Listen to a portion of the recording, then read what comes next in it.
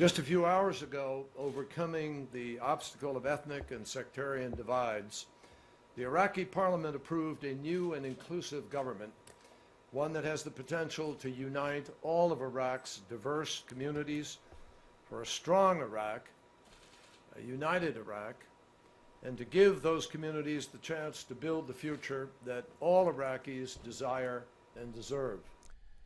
Anytime there are changes in leadership among Middle Eastern countries, the ground of logic and corruption seem to collide and shake. America is once again looking at new leadership in Iraq and Afghanistan, and if those at the new top don't or can't get the job done, guess who will likely have to clean up yet another mess?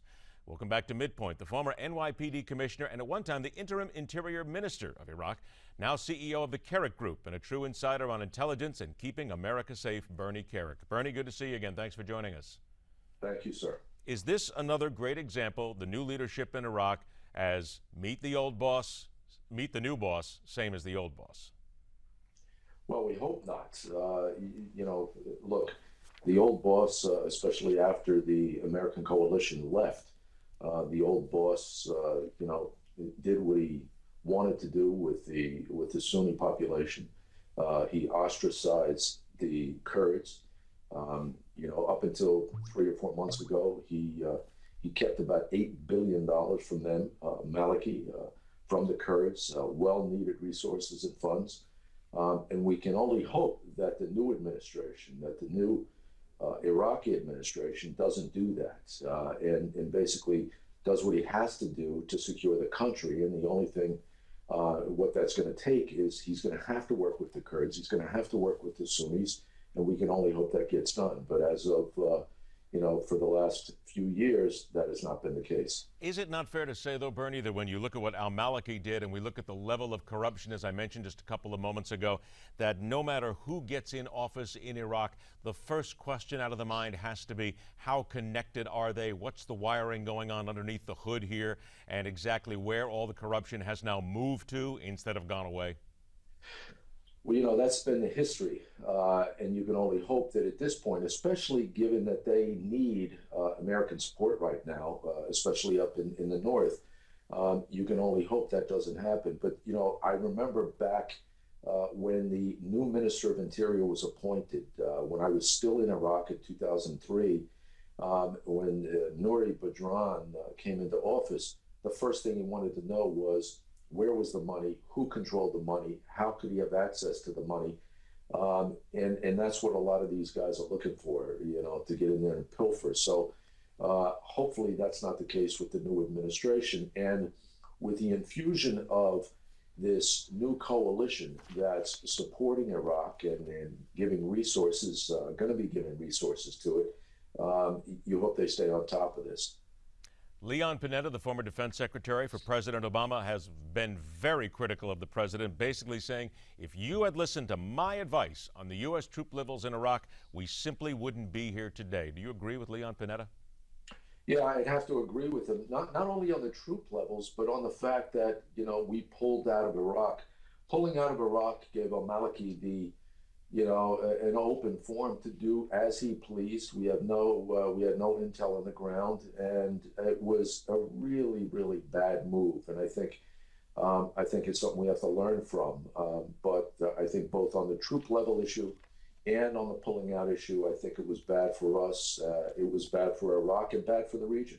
Why do you think, and Bernie, I know this is going to be one of those speculative questions, but why do you think, with all that great advice, Panetta certainly knew what he was doing? The president had so many people sitting around him.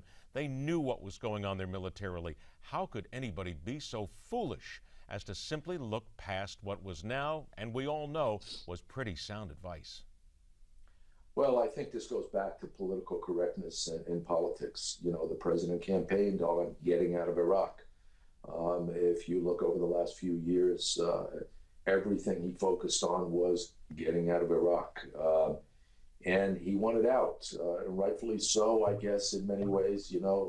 A big part of his constituency wanted us out of Iraq. But I don't think the general American public understood, as possibly many people in the White House did not understand, that pulling out of Iraq completely was going to be a bad move because it opened the door for Al-Maliki and his administration to do whatever they wanted. They ostracized the Sunnis and the Kurds. They slaughtered a bunch of people that didn't necessarily have to, they were attacking people that they shouldn't have.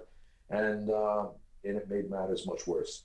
Would you have any faith? Let's just look and pick a number out of the hat here. 5 years down the road, this new government in Iraq, so much that has to be done. Would you have any faith whatsoever that 5 years down the road, this situation will be maybe not fixed, but at least better?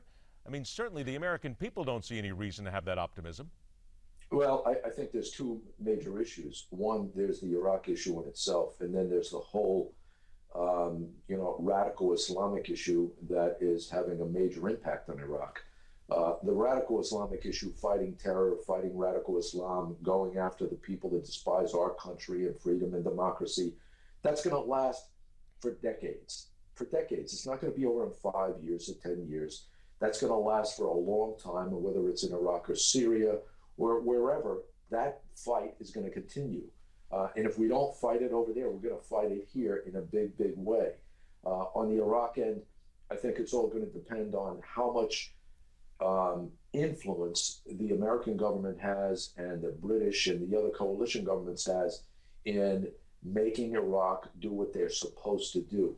Yeah, and also you have to keep in mind, if they want a three-pronged government, the Sunnis want their own, the Kurds want their own, the Shias want their own. Are we going to be able to get through that? I don't know, and I think if we can't, there's going to be an all-out civil war. Bernie, do you ever think about maybe going? I know a lot of people wouldn't mind having you back there to run the country and at least take some kind of control here. I have a feeling that you'd change things, wouldn't you? Well, you know what? I do whatever the U.S. government needed to get the job done, and I think somebody's going to have to do it. We have some tremendous people in the government today that are willing to go there. I think we need, there's this thing about putting boots on the ground. People say, no, we can't do it. At the end of the day, I think we're going to put boots on the ground, whether it's our military or whether we bring in civilian contractors, which I would strongly recommend. It's going to happen. It's got to be somebody sooner or later. Bernie, it's always a pleasure to get a chance to talk to you. Thanks so much. We'll do it again.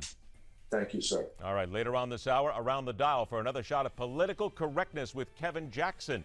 And after the break, well, I'll tell you what. Let's just come back after the break and we'll take it from there. A little news and more when Midpoint continues.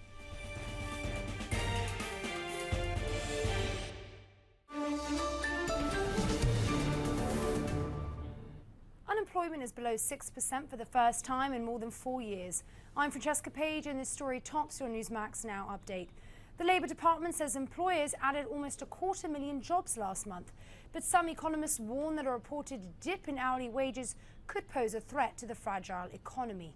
Speaking at the Congressional Hispanic Caucus, President Obama promises to take action on immigration reform in the next few months, with or without congressional approval. Alaska, Arkansas, and Louisiana may be ready to vote out their Democratic incumbent senators. Poll numbers show GOP candidates in the lead, but the races are too close to call.